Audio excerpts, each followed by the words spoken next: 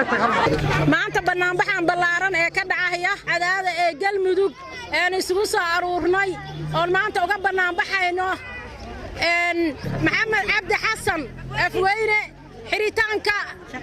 sharci darrada ee uu ku xiran yahay burisalis waa xaq darro waa kibir waa tallaabo ma arkin oo lagu qaaday si xaq darro ah waxaan leenahay madaxda sharafta leh ee mas'uuliyadda Soomaaliya qaaday madaxweynaha farmaajo ra'iisul wasaaraha Xasan Cali Khayre waana uga mahadinaynaa qaar buu soo daayay waxaan rabnaa maantay kuwa la haysto ee xaq darrada lagu haysto afweynaha kamid ah waa reer galmudug waa cadaada waxa ka codsanaya Brussels baa joogta waa ku taageersanahay nin walba wuxuu dhigtay baa dhigaal u ah cabdi afweyne maxamed cabdi xasan wuxuu ahaa deegaankan indho u ahaa indhihii ay ka rideen waxayna ku afduubeen dalka Belgium waxaan dawladda dhexe ee Soomaaliya ra'iisul wasaaraha fariin halka waa looga diray aniguna waxaan fariin u dirayaan ka codsanayaa madaxweynuhu inay maxamed cabdi afweyne oo kale iyo dadka birmageedada ah oo deegaanka iyo dalka wax u ah inay raadshaan marka waxaan ka codsanaynaa madaxweynuhu inuu ku kabo ra'iisul wasaaraha inuu la hadlo madaxweynuhu inuu ra'iisul wasaaraha la hadlo arinta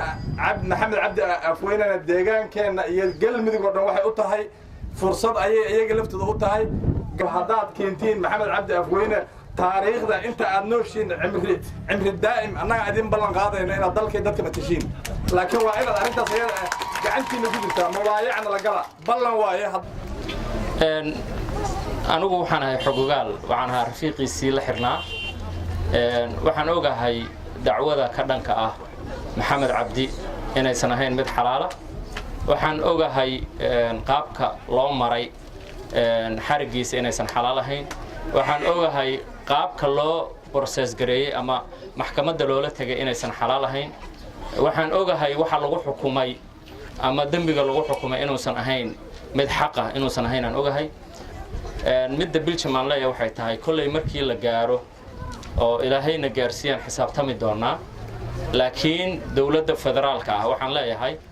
maanta guul waa idin dhowdahay mudane Khayre iyo madaxweyne farmaajo